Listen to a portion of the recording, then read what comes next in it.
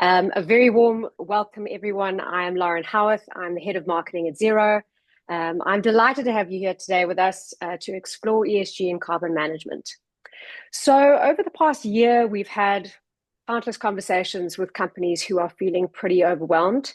There's a lot of confusion about ESG and carbon management. What's the difference? Isn't it the same thing? How do they overlap? And which tools do you actually need?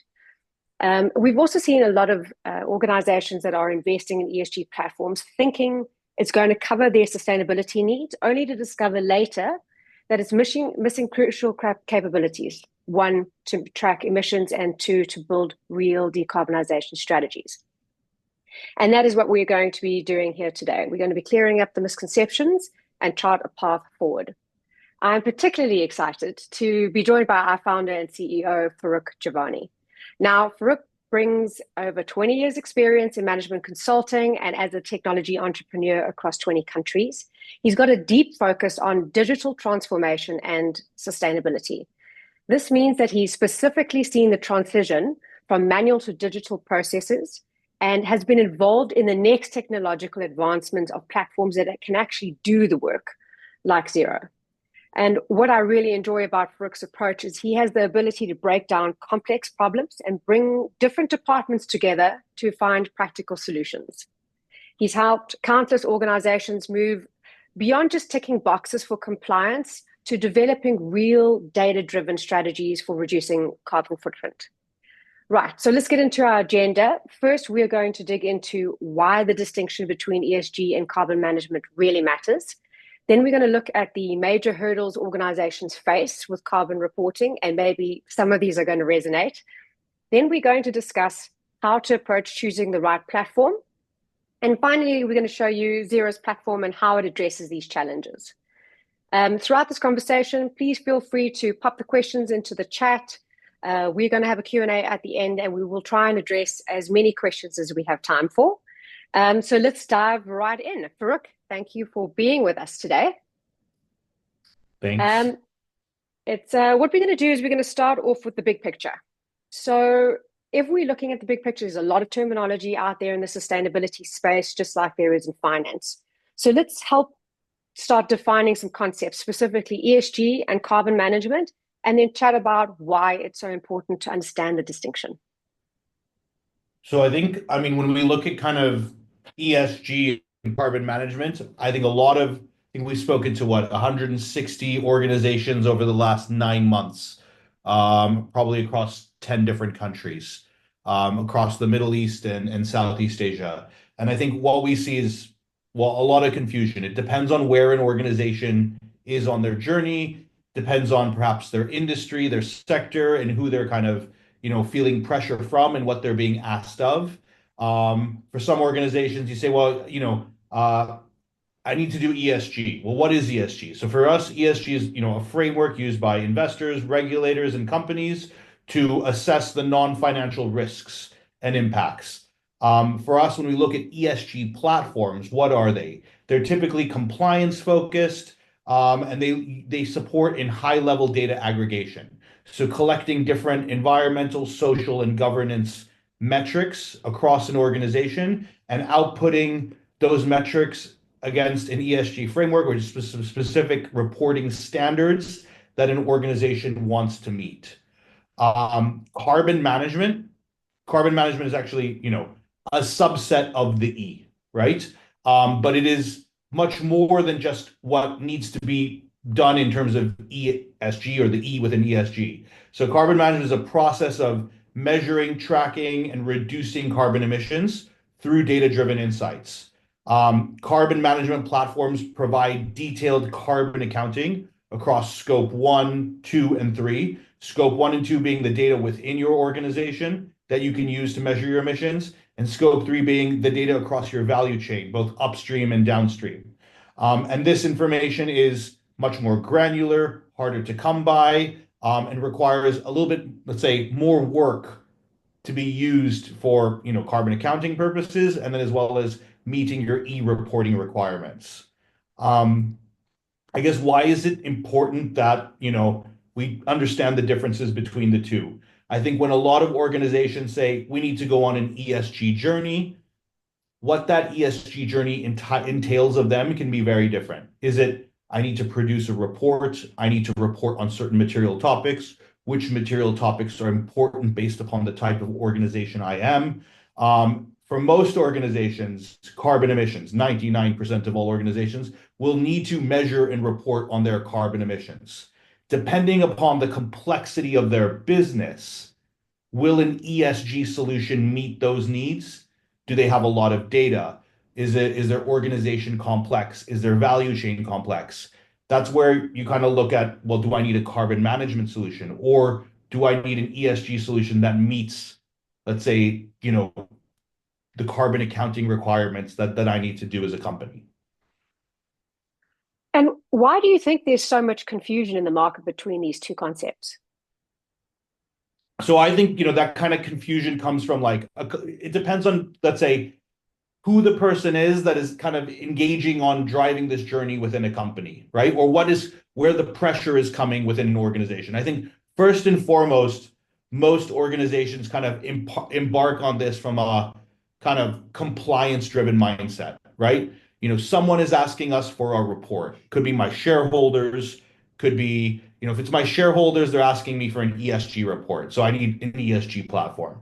If it's my customers, they're generally asking me for my carbon emissions. So I need to start measuring my carbon emissions. But it's a compliance-driven kind of activity. So it's like someone asked me for it, so I need to do it. So let me figure out how I solve it. Not necessarily saying, well, what is it that my organization needs to do, just outside of complying with stuff, but to kind of progress on our own sustainability journey or strategy that we've laid out. I think there's misleading kind of software categorization. Not all ESG can do carbon management, and not all carbon management can meet ESG reporting requirements. And I think somewhere along that kind of, shall we say, identification of needs and then procurement of needs process, we kind of get lost, which is you end up having a lot of misaligned RFPs. We see organizations that procure an ESG platform and then realize it doesn't meet their scope 3 requirements, so they need to procure something else to do scope 3. Or organizations that have essentially procured something to do carbon accounting and then realize they need to either outsource a lot of ESG reporting or data gathering work, or they would like to have a solution in place where they're able to meet that. Yeah. And I think that comes to kind of like different stakeholders with conflicting needs, right? So who is it? Is it a CFO that's driving that ESG and sustainability discussion within an organization? Is it an operations lead? Is it customers that are asking procurement for information, and procurement is trying to meet kind of vendor registration requirements? I think that kind of causes a lot of confusion. Okay, so if we are looking at carbon management, why is carbon management so critical for enabling decarbonization? So I think kind of what differentiates carbon management than, shall we say, ESG data collection as a whole are kind of a couple of different kind of points. So one would be kind of granular data handling, right?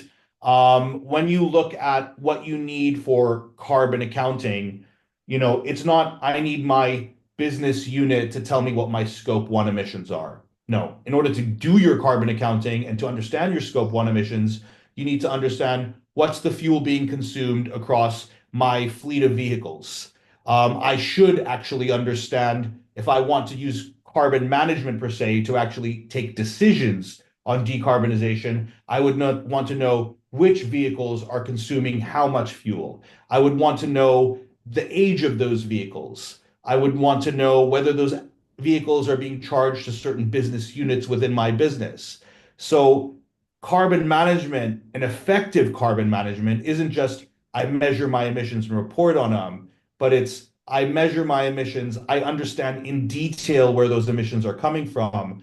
I understand what actions I could take based on the granularity of data I have to decarbonize. And I think that is kind of, let's say, a key differentiation in terms of how carbon management platforms approach data rather than an ESG platform, which may be just approaching data from a, we need to report on our emissions.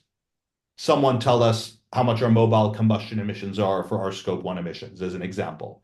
When it comes to scope 3 data, I think really emissions as a whole isn't a sustainability problem, right? It's really a data problem, right? It's about understanding where data exists within an organization or where data exists within the wider value chain that you have within your business, and figuring out how to process that data and understand what that data is telling you so you can actually dive deeper and get more information where you require it. So in scope 3, for example, it's, can I understand everything I spend in my OpEx and CapEx? Can I then relate that to different subcategories of scope 3 emissions? Can I then identify from that what my supply, which suppliers have the biggest material impact across different certain subcategories? And then can I engage with those suppliers or collect data from different data exchanges to enhance recalculations? So I think that's kind of a differentiator. And then I think overall in carbon management, it's about actionable insights versus static reports.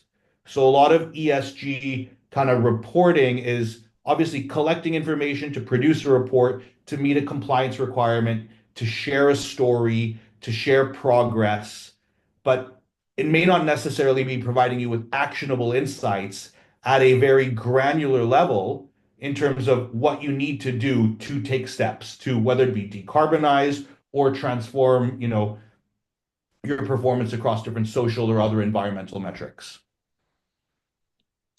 Okay, so what would be some of the biggest challenges that a company would face starting their carbon management journey? Okay. So I think what we kind of see in kind of, so we did, I think we did this thing where we went through kind of like we spoke to 160 companies, right? And if we could kind of take the pain points that we got across kind of 160 organizations over the last year, I think we found a very kind of clear common theme, right? A couple of key common themes, right? One, fragmented data, right? Fragmented data in that if you really look at kind of how companies have treated different types of data, shall we say activity or operational data and financial data, the source of truth in any organization has always been and is for millennia financial data, right? We measure everything based on money.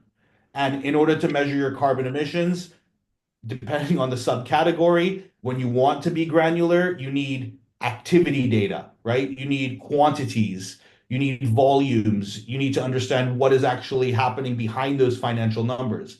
And that information by nature in most organizations is not sitting in their core ERP system. The thing they use is a source of truth. It's sitting in different locations. Could be Excel files, could be fuel management systems, it could be fleet management systems, could be PDF bills for electricity. And what organizations seem, are challenged with is how do I collect all this information from different people and get it into one location to then actually calculate my emissions? I think another is like data quality and consistency, right? So can I even trust what I'm getting, right? And if I trust, and can I actually get it consistently? Which goes to kind of the manual processes, right? I would say the majority of kind of sustainability teams that we've talked to over the course of the last kind of 9 months, what are they facing? They're facing a lot of time sharing Excel sheets, chasing data, right? Sharing Excel sheets and chasing data to meet the reporting deadline, which in most organizations is now or a month away or 2 months away, right? And so 80% of the year is spent preparing Excel templates, engaging with an organization, sharing that information, requesting for data to be sent in, chasing that data, chasing that data, chasing that data, and that constant follow-up, which is number 4. Kind of foreign calculation methodologies. So unless you've got an in-house emissions team with GHG expertise, there's a lot of this is foreign, right? It's foreign to the C-suite and it's foreign to to different kind of business leaders within the organization. Changing reporting requirements. I think this is always going to be changing, right? So I think we're in probably like year 2 of 10 when it comes to maturity in terms of organizations having a standard, right? And these methodologies being firmed up. I think they'll continue to change. Um, I think the other is kind of like a lack of granularity. So if you've gone through that process of manually measuring your emissions, sharing Excel sheets, generally the granularity is lost, right? Because the person that you're requesting that information from is kind of, that the person that you're requesting that information from is devaluing that information as they put it into that Excel sheet when they take it from the source of where that information was found. Yeah. Okay, so what is the answer then? ESG platform or carbon management?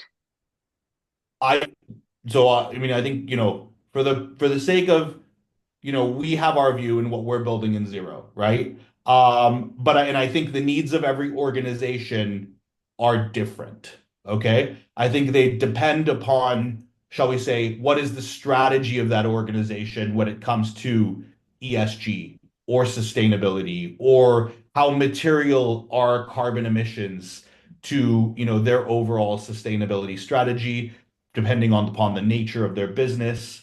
But I think there's kind of, let's say, if we, go to the next slide, like I think there's kind of some key kind of considerations in terms of complexity, right? So I think, ESG, if you're looking to measure carbon emissions and your organization has a complex emissions profile, that you're going to have to go on a scope 3 journey, that you are going to, need to be collecting hundreds of thousands of data points over time in reality to kind of make this work, then I think it's a carbon management kind of approach is key. I kind of look at it as like ESG platforms can handle a wide breadth of data. Okay. And carbon management platforms can handle a depth and complexity of data. Now, not all carbon management platforms will support ESG reporting. There's many platforms out there that are looking at, we're going to support scope 1 to 3. We're a piece of your stack, and you want an ESG platform that's going to roll up the information from your carbon management platform. Some organizations are looking and saying, well, I don't need an ESG platform because I can collate this information because it exists in other parts of my organization. And I have maybe a team that is preparing my sustainability report, or I have consultants that support me on that journey, right? So that's where kind of ESG platforms are like, does your organization need an ESG platform? If your diversity data, your social governance data is readily available in your HCMS, and you can pull that information out to prepare your sustainability report, to look at performance, then do you need an ESG platform? Or do you need that, or is that functionality key to your organization? Because I have a very broad organization, I'm collecting metrics from dozens of departments, and I need a solution to help me collate that all, right? But I think kind of the key difference is, let's say, the depth and complexity of data and the breadth of data. I do believe that moving up from kind of handling breadth of data to handling more detailed data is a challenge. And I believe that moving from a detailed data environment to a broader environment is a, shall we say, easier journey to take. 100%. Okay. So if we're talking about for organizations just starting their carbon management journey, how should they determine what approach to take or what platform best suits their needs? How do they make that determination? So I think there's one kind of clarifying, what is your primary objective, right? Are we looking to, are we looking to comply with, a broader kind of ESG framework and certain standards? What are those standards that are important for us as our organization? And looking at this not as the challenge is most organizations are kind of thrown into this journey, right? So they're like, this year we need to do something in this space. We need to produce a report. and I'm being thrown different frameworks or different standards, saying, well, I need to meet this standard and this standard. But you also need to kind of be looking and saying, well, what's coming in year two and year three and year four and year five, right? If you're in the UAE as an example, or if you're in a regulated market, let's say especially the EU, not the US anymore, definitely kind of, EU in the GCC, in Indonesia where we operate, the regulations are coming. Regulations are coming specific around emissions, which means that you're going to need to be able to measure emissions and you're going to need to be able to meet decarbonization goals that are in line with your jurisdiction's, targets, right? So there's going to be a lot more that's needed there. So I think understanding kind of what matters today and what matters tomorrow is really important. I think understanding kind of like data complexity. So, and this can be hard, right? Because like we've already kind of agreed that, let's say, the concept of measuring emissions is foreign to most organizations, right? The data that you require to measure that emissions is not something that you're used to using to do your financial accounting. But I think an organization spending a little bit of time to familiarize themselves with what that means and how that would work how they would be able to collect that information within their organization is kind of key to them deciding what's the right kind of step. And then I think like another element is them looking at like where do they want to invest? So some organizations are like, well, we hired kind of, one sustainability leader, or we repurposed our kind of QHSE team to drive sustainability. And then a challenge in that for organizations is like, well, that one resource or those two resources aren't going to be able to do everything you need. So are we going to invest in external consulting support? Are we going to scale an in-house carbon emissions team? Are we going to invest in talent within our organization? Or are we going to invest in tech to supplement or complement that talent, right? And I think those are kind of some kind of key considerations. And then kind of there's obviously like say the technology leaders view of this, right? Which is technology leaders will have a big say in what's this technology or stack strategy within an organization, right? Are we looking at kind of integrating data across various different parts of our business? Or are we kind of a little bit behind other organizations in that, right? I think it depends on a company. Okay. And if we are thinking about what are the tangible benefits that can be achieved by adopting the right carbon management approach? So I think like number one is like I don't think people like kind of look at it and say like the most obvious thing is if you measure your emissions and you reduce your emissions, then you're saving money.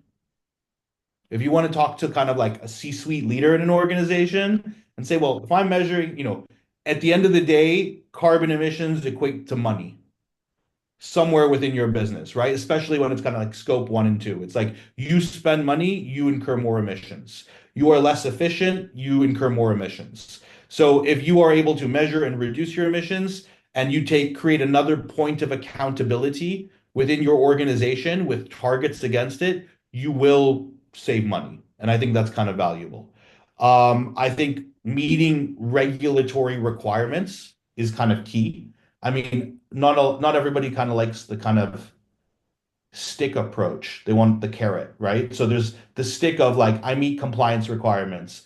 We have a lot of organizations that are having to measure their emissions because they can't do business in Europe if they don't, or their customers won't do business with them if they don't measure. And that stick is, I would say, growing across different sectors and regions.